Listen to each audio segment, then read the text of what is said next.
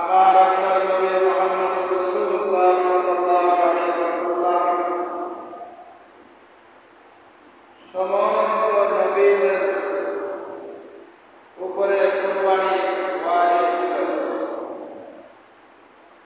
এই কুরবানির ইতিহাস আদম আলাইহিস সালাতু ওয়াস সালাম দুনিয়াতে আগমন করার পর দুনিয়াতে সর্বপ্রথম যখন মানুষের বসবাস শুরু হলো, তখন থেকে আল্লাহ তাআলার সন্তুষ্টির উদ্দেশ্যে হালাল প্রাণী জবাই করার নীতি, হালাল পশু জবাই করার রীতিনীতি চালু হয়েছে। সর্বপ্রথম কুরবানি করেছিলেন হযরত আদম আলাইহিস সালাতু ওয়াস সালামের দুই সন্তান হাবিল এবং কাবিল। আল্লাহ তাআলা কোরআনে কারীমের মধ্যে বলেন, যখন তারা উভয়ে একটি করে কুরবানি পেশ করল। হযরত ইবনে আব্বাস রাদিয়াল্লাহু তাআলা আনহু থেকে উক্ত আয়াতের তাফসীর বর্ণিত আছে, হাবিল একটি কুরবানি পেশ করলেন, কাবিল একটি কুরবানি পেশ করলেন। এই দুইজনের কুরবানির ফসল তখনকার নিয়ম অনুযায়ী আসমান থেকে আগুন এসে কুরবানির পশুকে জ্বালিয়ে দিত। যার কুরবানি আল্লাহ তাআলার কাছে কবুল হইত, তার কুরবানির পশু অক্ষত অবস্থায় জমিনের উপরে থাকত। আর যার কুরবানি কবুল হতো না, আসমান থেকে আগুন এসে তার কুরবানিকে জ্বালিয়ে দিত।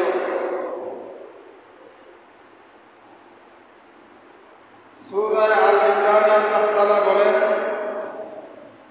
ইয়া কুরবানি তাকুলুন নার, কুরবানি আগুন যাকে জ্বালিয়ে দিয়েছিল। এই আয়াত থেকে স্পষ্ট কথা আল্লাহ তাআলা ঘোষণা করেছেন যে জামানায় কাফিরদের সাথে জিহাদের করে গনিমতের যে সম্পদ মুসলমানরা লাভ করত, সেগুলিও আসমান থেকে আগুন এসে জ্বালিয়ে দিত। এটাই ছিল আল্লাহ তাআলার দরবারে জিহাদ কবুল হওয়ার প্রমাণ। যদি জিহাদ কবুল হইত, তাহলে আগুন দিয়ে গনিমতের মালগুলো পুড়িয়ে দেওয়া হতো। পক্ষান্তরে যার কুরবানি কবুল হইত, তার কুরবানিকে আল্লাহ তাআলা জমিনের উপরে অক্ষত অবস্থায় রাখতেন। আর যার কুরবানি কবুল হতো না, তার কুরবানিকে আকাশ থেকে আগুন এসে পুড়িয়ে ছাই করে দিত। এই হলো কুরবানির মূল ইতিহাস। কুরবানি শুরু হয়েছে, বোঝা গেল আদম আলাইহিস সালাতু ওয়াস সালাম থেকে এটি শুরু হয়েছে। এরপরে ইব্রাহিম আলাইহিস সালাতু ওয়াস সালামের মাধ্যমে গোটা জাতিকে কিয়ামতের আগ পর্যন্ত উম্মতে মুহাম্মদের উপরে আল্লাহ তাআলা এই কুরবানিকে ওয়াজিব করেছেন। কুরবানির দিনে পশু জবাই করা এটা ওয়াজিব করেছেন। ইব্রাহিম আলাইহিস সালাতু ওয়াস সালাম আল্লাহ তাআলা তাকে স্বপ্নে দেখাইলেন। স্বপ্নে দেখালেন যে তোমার প্রিয় বস্তু আমি আল্লাহ তাআলার রাস্তায় কুরবানি করো, জবাই করো। কোরআনে কারীমের মধ্যে আল্লাহ তাআলা বলেন, লান তানালুল বিররা হাত্তা তুনফিকু মিম্মা তুহিব্বুন, তোমাদের প্রিয় বস্তু যতক্ষণ পর্যন্ত আমি আল্লাহ তাআলার রাস্তায় খরচ না করবা, কুরবানি না করবা, ততক্ষণ পর্যন্ত পূর্ণ লাভ করতে পারবা না। ততক্ষণ পর্যন্ত পূর্ণ লাভ করতে পারবা না। প্রিয় বস্তুর মধ্যে টাকা পয়সা, ধন সম্পদ, স্ত্রী, পরিবার, পরিজন, সন্তানাদি থেকে নিয়ে পশুও একটা, প্রাণীও একটা আমাদের কাছে প্রিয় বস্তু। যেই প্রাণীগুলো আমরা জবাই করি, মহিষ, উট, গরু, ছাগল, ভেড়া, এই পশুগুলো আমাদের কাছে একটা প্রিয় বস্তু। আমাদের মধ্যে এদের প্রতি একটা ভালোবাসা আছে। তো সব প্রিয় বস্তুদের মধ্যে আল্লাহ তাআলা ইব্রাহিম আলাইহিস সালামকে যে স্বপ্নে দেখাইলেন, এই স্বপ্নে দেখানোর হাকিকতটা কি? আল্লাহ তাআলা তো মূলত ইব্রাহিম আলাইহিস সালামের সন্তান ইসমাঈল আলাইহিস সালামের জবাই চান নাই। এই জন্য আল্লাহ তাআলা সরাসরি ইব্রাহিম আলাইহিস সালামকে কুরবানির নির্দেশ দেন নাই, এটা স্বপ্নে দেখাইছেন।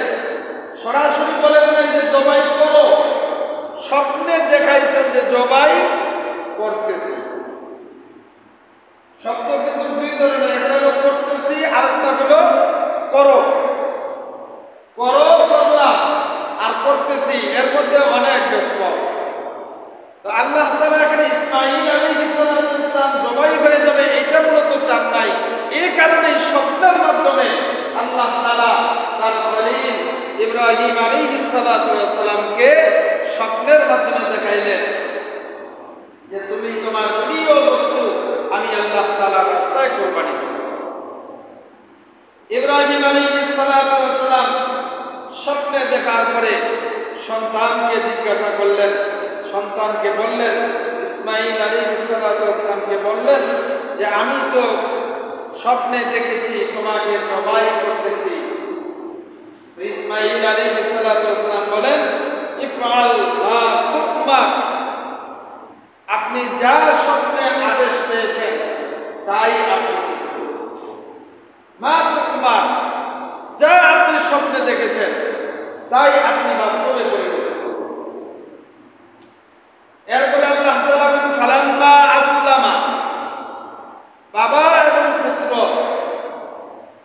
ইব্রাহিম আলাইহিস সালাম এবং তার সন্তান ইসমাঈল আলাইহিস সালাম দুইজনে মিলে যখন সিদ্ধান্ত গ্রহণ করল, রাজি হয়ে গেল, প্রস্তুতি গ্রহণ করলো যে হ্যাঁ এই সত্য আমরা বাস্তবে পরিণত করব।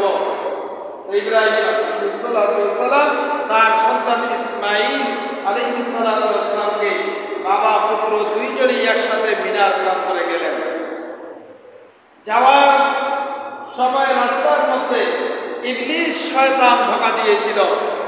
ইব্রাহিম আলাইহিস সালামের সাথে একজন ফেরেশতা ছিলেন, এই ফেরেশতা যখন সহযোগিতা করেছেন ইব্রাহিম এবং ইসমাঈল বাবা এবং সন্তানকে, ওই ফেরেশতা বলে দিয়েছেন যে আপনি কঙ্কর নিক্ষেপ করেন, এটি হচ্ছে শয়তান আপনাদেরকে ধোঁকা দিচ্ছে। তখন তারা 3 জায়গায় কঙ্কর মেরেছিল, 3টা চামড়ায় কঙ্কর মেরেছিল। এখনো হাজী সাহেবরা হজ করতে গেলে 3 জায়গায় 3 চামড়ায় কঙ্কর নিক্ষেপ করে। ইব্রাহিম আলাইহিস সালাম এবং ইসমাঈল আলাইহিস সালাম এই দুইজন যে কঙ্কর মেরেছিলেন, এই কঙ্কর মারাটাও আল্লাহ তাআলার কাছে এত পছন্দের হয়ে গেছে যে কিয়ামতের আগ পর্যন্ত উম্মতে মুহাম্মদী যারা আসবে হজ্জে বাইতুল্লাহ গেলে ওই 3 জায়গায় 3 চামড়ায় কঙ্কর মারা এটা আবশ্যক করে দিয়েছে। সুবহানাল্লাহ, আল্লাহ তাআলার কাছে এত প্রিয়। ইব্রাহিম আলাইহিস সালাম এবং তার সন্তান বাবা এবং পুত্র দুজনেই মিলে ফালাম্মা আসলামা, দুজনেই মিলে কুরবানি করার জন্য, বাবা সন্তানকে কুরবানি করার জন্য, জবাই করার জন্য প্রস্তুতি নিয়ে নিলেন। সন্তানকে 2 হাত এবং 2 পা সুন্দর করে বাঁধলেন। এরপরে মাটির মধ্যে শোয়াইলেন, জমিনের মধ্যে শোয়াই নিলেন। ইব্রাহিম আলাইহিস সালাম নিজের ছুরিটাকে সুন্দর করে ধার করে নিলেন। ধার করে নিয়ে এবার ইসমাঈল আলাইহিস সালাম বলে বলে, বাবা আপনি আমার আপনার পুত্র, আমি আমার নিজ বাবা, আমার নিজের বাবা হয়ে আপনার নিজের সন্তান হয়ে আমাকে আপনি জবাই করবেন। ছুরি চালানোর সময় যখন আপনার 2 চেহারা, আপনার চেহারা আমি দেখতে পাবো, আমার চেহারা আমি দেখতে পাবো, তখন যদি আপনার দিলের মধ্যে আমার মহব্বত বেশি জেগে ওঠে, আপনার প্রতি আমার দিলের মধ্যে যদি মহব্বত বেশি জেগে ওঠে, আল্লাহর মহব্বতের চাইতে যদি আমাদের এই মহব্বত বেশি হয়ে যায়, গায়রুল্লাহর মহব্বত যদি আমাদের দিলের মধ্যে পড়ে যায়, তাহলে তো আপনিও জবাই করতে পারবেন না, আমিও জবাই করতে পারবো না।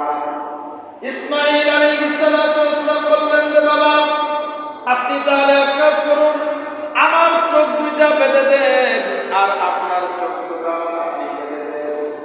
আসমান থেকে সমস্ত ফেরেশতারা আশ্চর্য হয়ে গেছে, সমস্ত ফেরেশতারা চোখের পানি ফেলে কান্না করতেছে, আল্লাহকে ডেকে বলতেছে রব্বুল আলামিন, এটা কি দৃশ্য আপনি আমাদেরকে দেখাচ্ছেন? নিজের পিতা কেমন করে নিজের সন্তানকে জবাই করে? আল্লাহ রাব্বুল আলামিনের উদ্দেশ্য তো ভিন্ন, আল্লাহ তাআলার উদ্দেশ্য ভিন্ন, এটা কেউ জানে না। জানেন কে? জানেন কে? একমাত্র আল্লাহ জানেন, আর কেউ জানে না। ইব্রাহিম আলাইহিস সালাতু ওয়াস সালাম যখন ইসমাঈলকে এইভাবে চোখ বেঁধে দিয়ে ইব্রাহিম চোখ বেঁধে দিলেন, এরপরে যখন ছুরি চালাইলেন, ছুরি চালানোর পরে দেখতেছেন যে ইসমাঈলের গলা কাটে না, ইসমাঈলের গলা কাটে না। ইসমাঈল আলাইহিস সালাতু ওয়াস সালামের গলা যে কাটে না, ছুরি ধার কি কম নাকি? ছুরির ধার কিন্তু কম না। ইব্রাহিম আলাইহিস সালাতু ওয়াস সালাম আবারও তার ছুরিটা হাতে করে নিয়ে, পাশে একটা পাথর ছিল, পাথরের মধ্যে একটা চোট মারলেন, মারার সাথে সাথে পাথরটা দ্বিখণ্ডিত হয়ে গেল। এত ধারালো ছুরি হওয়ার পরও ইসমাঈলের একটা পশমও কাটে না। সুবহানাল্লাহ। কারণ হলো ছুরি তো নির্দেশ মানতেছে কার? কার? আল্লাহর নির্দেশ। ছুরিকে আল্লাহ তাআলা নির্দেশ দিয়েছেন, আমার ইসমাঈলের চামড়া তো দূরের জায়গা, একটা পশমও কাটতে পারবে না। ইব্রাহিম আলাইহিস সালাতু ওয়াস সালাম এবার আবার আরো জোরে ফস মারলেন, আরো জোরে ছুরি চালাইলেন, এরপর দেখতেছেন কাটে না। আবার ছুরিটাকে সুন্দর করে বেশি করে আরো ধার করে দিলেন, ধার করে দেওয়ার পরে এবার ইব্রাহিম আলাইহিস সালাতু ওয়াস সালাম ইসমাঈলের গলার মধ্যে ছুরি চালাইলেন, আরো জোরে কঠিন জোরে ছুরি চালাইলেন। চালানোর সাথে সাথে ফিলকি দিয়ে রক্ত ইব্রাহিম আলাইহিস সালাতু ওয়াস সালামের চেহারার মধ্যে পড়ে গেল। ইব্রাহিম আলাইহিস সালাতু ওয়াস সালাম খুশি হয়ে গেলেন। আমার ভাইরা, ইব্রাহিম আলাইহিস সালাতু ওয়াস সালাম যখন জোরে ছুরি মেরেছিলেন, আল্লাহ তাআলা ইব্রাহিম আলাইহিস সালাতু ওয়াস সালামকে বললেন, আর দেরি করিও না, আর দেরি করিও না, জান্নাত থেকে একটা দুম্বা নিয়ে যাও, নিয়ে যাও, আমার ইসমাঈলকে পাশে উঠে পাশে বসায় দিয়ে ইসমাঈলের নিচে, ইব্রাহিমের ছুরির নিচে তুমি ওই দুম্বাটা সরিয়ে দিয়ে আসো। আমার ইব্রাহিম খলিল যখন ছুরি মারবে, ছুরি যখন চালাবে, আমার ইসমাঈলের পরিবর্তে জান্নাতের ওই দুম্বা জবাই হয়ে যাবে। ইব্রাহিম আলাইহিস সালাতু ওয়াস সালাম দুম্বা নিয়ে আসলেন, জান্নাত থেকে ইসমাঈলকে সরা দিয়া ওই জায়গায় দুম্বাকে দিয়ে দিলেন। দুম্বা যখন জবাই হয়ে গেল, দুম্বার রক্ত ইব্রাহিম আলাইহিস সালাতু ওয়াস সালামের চেহারার মধ্যে ফিলকি দিয়ে যখন লেগে গেল, ইব্রাহিম আলাইহিস সালাতু ওয়াস সালাম বড় খুশি হয়ে গেলেন, আনন্দ সহকারে চোখের বান্ডা খুলে দেখে যে এখানে তো একটা পশু জবাই হয়ে গেছে, জান্নাতের একটা দুম্বা জবাই হয়ে গেছে, আর পাশে ইসমাঈল দাঁড়ায় আছে। ইসমাঈলকে বলতেছে, বাবা আসো আসো আসো, জবাই হয় নাই, এখনো আমাদের কুরবানি কবুল হয় নাই, কুরবানি আমাদের সঠিক হয় নাই, আসো আসো, তুমি তো জবাই করো নাই, জবাই হয়েছে বলে বলবা। আল্লাহ রাব্বুল আলামিন ডেকে বললেন ইব্রাহিমকে, কদ সাদ্দাকতার রুয়া ইন্না কাযালিকা নাজিল মুহসিনিন। ও আমার ইব্রাহিম, ও আমার খলিল, আমি যে তোমাকে পরীক্ষা করেছিলাম, এই পরীক্ষার মধ্যে তুমি পাশ করেছো। নিজের সন্তানকে তুমি জবাই করার জন্য তুমি প্রস্তুতি নিয়েছো, নিজের সন্তানকে তুমি জবাই করতেছো, তোমার সন্তানও জবাই হওয়ার জন্য শুয়ে গেছে, অর্থাৎ নিজের পিতা হয়ে সন্তানকে আল্লাহর জন্য জবাই করতেছে, আর সন্তান যখন আল্লাহর জন্য জবাই করতেছে, আল্লাহ রাব্বুল আলামিন খলিলকে ডেকে বলেন, ও আমার খলিল, তোমাকে আমি শুধুমাত্র পরীক্ষা করতে চেয়েছিলাম, এই পরীক্ষার মধ্যে তুমি পাস ক্লাস পাস করেছো। আমি মুহসিন বান্দাদেরকে এইভাবে পরীক্ষা করি, আর পরীক্ষার পরে আমি আল্লাহ তাআলা তাদেরকে এইভাবে পুরস্কৃত করে থাকি। আমি তোমাকে পরীক্ষা করতেছিলাম, পরীক্ষার মধ্যে তোমরা পাস করছো, এই কারণে জান্নাত থেকে দুম্বা পাঠিয়ে দিয়ে ইসমাইলের পরিবর্তে এই কুরবানি আমি দুম্বার মাধ্যমে নিয়ে নিলাম। এই পুরস্কার আমি তোমাদেরকে দিলাম। দুনিয়ার মধ্যে এই দুম্বা নিয়ে যায়, এখন তুমি খাও, তোমার পরিবারকে খাও, আত্মীয় স্বজনকে, এতিম মিসকিন গরিব যারা আছে এলাকার সকলকে দিয়ে তোমরা খাও। ইব্রাহিম আলাইহিস সালাতু ওয়াস সালামের পরিবর্তে, ওই যে ইসমাঈল আলাইহিস সালাতু ওয়াস সালামের পরিবর্তে যে জান্নাতের দুম্বা জবাই হলো, এই দুম্বার মাধ্যমে যে কুরবানি শুরু হলো, তখন থেকে নিয়ে আজ পর্যন্ত কিয়ামতের আগ পর্যন্ত উম্মত মুহাম্মাদের উপরে আল্লাহ রাব্বুল আলামিন পশু জবাই করা, ঈদের দিনে, ঈদুল আজহার দিনে পশু জবাই করা প্রত্যেক মুসলমানের উপরে এটা আবশ্যক করে দিয়েছে। যাদের সামর্থ্য আছে, সামর্থ্যবান যারা, তাদের উপরে এটা হচ্ছে ওয়াজিব, এটা তাদেরকে কুরবানি দিতেই হবে। হাদিস শরীফের মধ্যে রাসূল করিম সাল্লাল্লাহু আলাইহি ওয়াসাল্লাম বলেন, আম্মা জান আয়েশা রাদিয়াল্লাহু তাআলা আনহা থেকে হাদিসটি বর্ণিত, ইবনে মাজাহ এবং আহমদ শরীফের সহিহ আহমদ শরীফ নামে একটা কিতাব আছে, এই কিতাবের হাদিস। আম্মা জান আয়েশা রাদিয়াল্লাহু তাআলা আনহা বলেন যে ঈদুল আজহার দিনে আল্লাহ তাআলার কাছে সবচাইতে প্রিয় কাজ আর অন্য কোনো কাজ নয়, পশু জবাই করা ছাড়া, পশুর রক্ত প্রবাহিত করা ছাড়া আল্লাহ তাআলার কাছে আর কোনো প্রিয় আমল নাই। ঈদুল আজহার দিনে ঈদের নামাজের পরে পশু জবাই করা, এটা হচ্ছে আল্লাহ তাআলার কাছে আজকের দিনে সবচাইতে প্রিয় আমল। যারা আজকের দিনে এই সবচাইতে বড় প্রিয় আমল করবে, আল্লাহ তাআলা এই পশুর শিং, পশম, তার নখ সহকারে, তার পশুর যত অঙ্গ আছে হাড়ি সহকারে, এগুলো সব কিছু কিয়ামতের ময়দানে মিজানের পাল্লায় আল্লাহ তাআলা এনে দিবেন।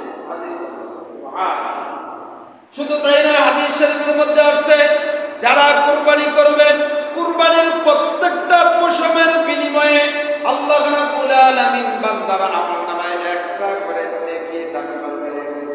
প্রত্যেকটা পশমের বিনিময়ে একটা পশুর দেহের মধ্যে কত পশম থাকতে পারে, চিন্তা করছেন? কত সওয়াব, কি পরিমাণ ফজিলত কুরবানি।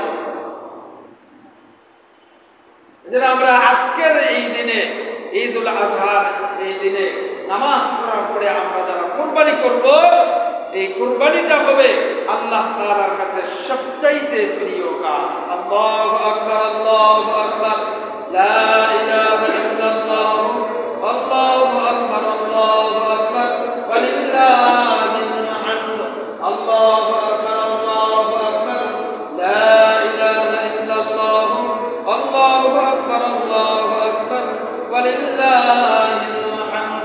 যারা আসতেছে দ্রুত চলে আসে, 8টায় আমরা জামাত শুরু করবো ইনশাআল্লাহ। 8টা বেজে গেলেই সাথে সাথেই আমরা জামাত শুরু করব।